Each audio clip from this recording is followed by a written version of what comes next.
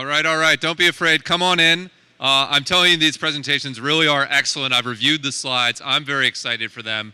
My name's Matt Hogan, chairman of Inside ETFs. This is our new ideas and new investments session. And the first presentation is from Phil Bach. Phil is the CEO of Exponential ETFs. He's going to be talking about what I just announced in the voice of God, how runaway valuations of tech monopolies present a generational risk to your portfolios. Phil is one of the outside-of-the-box thinkers in the ETF space, a good friend, a contributor to the industry. So please join me in giving a nice round of applause to welcome Phil Bach to the stage.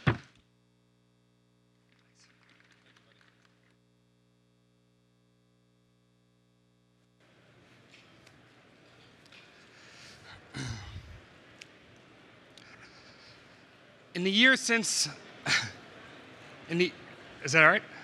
Okay. In the years since the global financial crisis, we have seen unbelievable returns in the equity markets. It's been wonderful for investors, for many of us, and for our clients.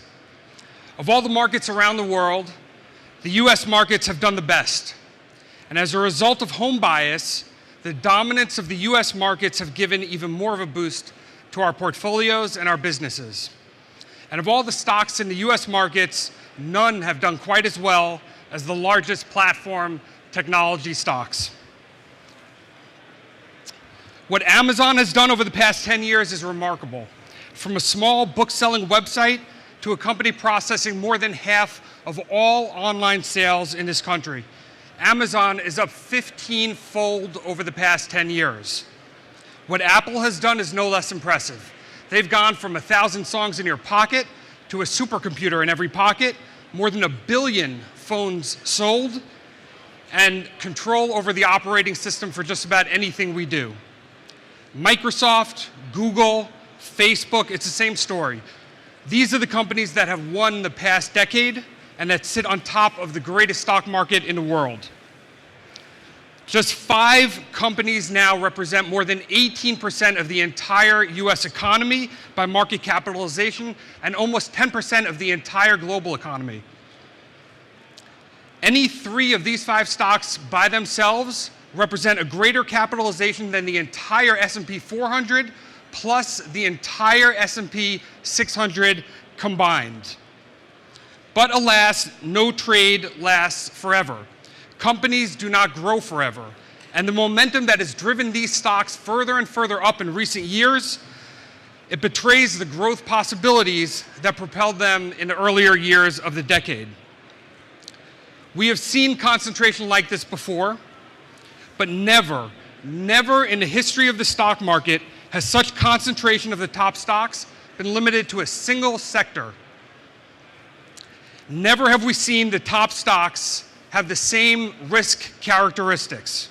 Risks of antitrust regulation, risks of market saturation, risks of being unable to penetrate emerging markets, and risks of eventually being disrupted as all companies come to be.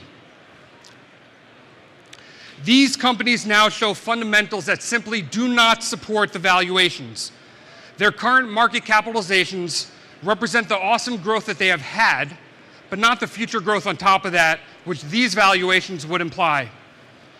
The valuations only make sense by extrapolating into the future rapid growth that has already come to pass. We know how the largest companies have done in the past. We've studied it. We have here a 40-year study that showed that the highest capitalization companies in the market historically show a lower return and a higher standard deviation than the market as a whole. But what I really want to do here today is make you think. Make you think about how your capital is allocated, make you think about which companies you've trusted to allocate that capital to, and make you think about which ETFs you want to buy from which issuers. Will you continue to allocate to crowded funds using crowded factors from the biggest providers and the biggest products that allocate to the biggest stocks?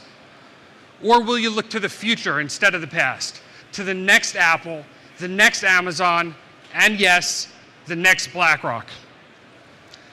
My name is Phil Bach. My company is Exponential ETFs, and our solution to this concentration risk is the reverse cap weight ETF. Thank you.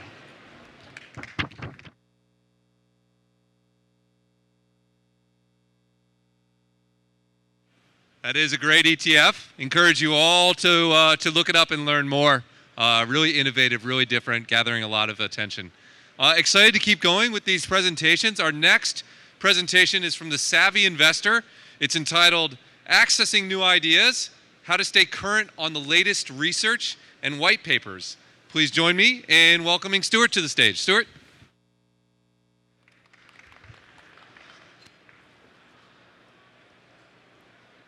Okay, has anybody heard of Savvy Investor? One person, brilliant.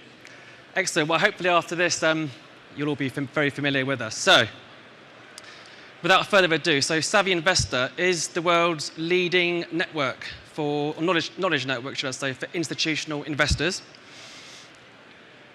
Primarily, we are a content platform, so we host over 10,000 white papers on the site.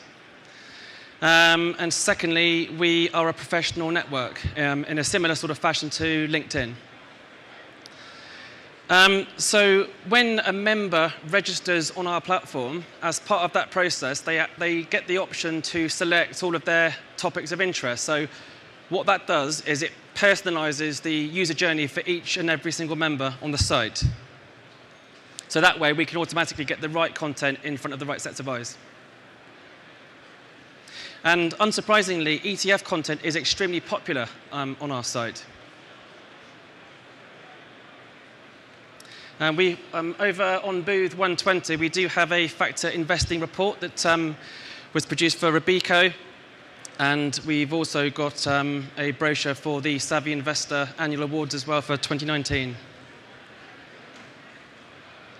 And on the screen now, you can see 5 of the most popular ETF papers on our site. So essentially, we've got over 44,500 members registered globally. But I think the best thing is membership's completely free of charge. We do not make any money at all from our members. It's the partners who pay us to put their content on the site. That's how we make our money. And here you can see the percentage of our members following ETFs by job function. And on the next slide, you'll see the percentage of our members who are following ETFs by region.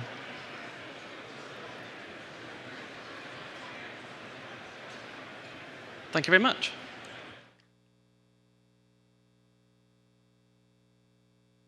Thank you very much. We've come to our last pitch. That's an easy one. Sign up, it's free.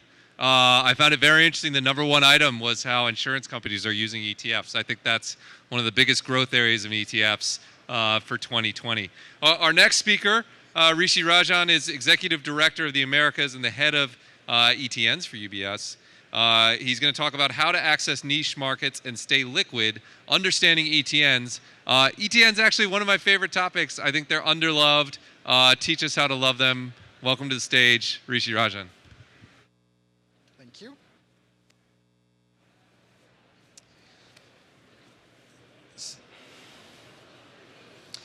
Thank you for the opportunity, and just wanted to take this little window to talk about something that's been around for a very long time. I mean, ETNs, exchange traded notes, have been around since 2006. So it's a very old market, but it's still a very niche market. So the first thing that most investors need to know, ETNs are senior unsecured debt securities issued by a bank typically, and they track an underlying index. So what's the sort of the big reason why ETNs are still around is they have a formulaic link to the index. So there's no tracking error to the index because it's that formula that defines the NAV of the security, right? So 5 things I want to leave the audience with today. First is differences with ETFs, right? So the ETF market, $4.5 trillion, 2,000 plus securities. ETN market is 21 billion, 200 products, right? So it's always been a niche market, And so it's important to understand what kind of products do exist in the ETN wrapper. So mostly you'll have about 35% of this 20 billion is in equity-linked securities, mostly from MLPs. So if you're looking for MLP exposure, ETNs is definitely a security that you should look at as to why they make sense. There's another 20% odd in commodities that's held. Again, from a tax perspective, there's a specific reason why ETNs and commodities make sense. And then you have another big segment in custom solutions. So this is something that is very unique to ETNs. You're seeing this a little bit on the fund side as well, where you have very large asset management networks who are looking for a very specific payoff to a specific index and are looking for pricing. And we have just about $8 billion tracking some of these indices.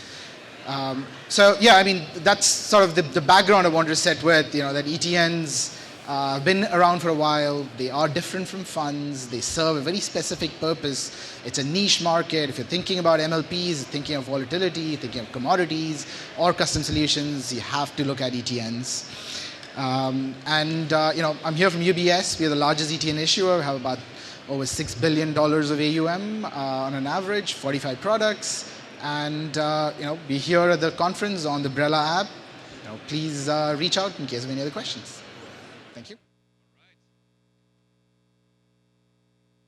Thank you very much. Yes, he probably even undersold it. If you own a commodity ETN, you definitely have to go talk to them. The tax advantages in particular are amazing. This is it for our new ideas stage. The next session starts on the main stage at 4 o'clock. It's an incredible panel. Billy Bean, former Congressman Frank. It should be great. Thank you for joining us here today. Appreciate it.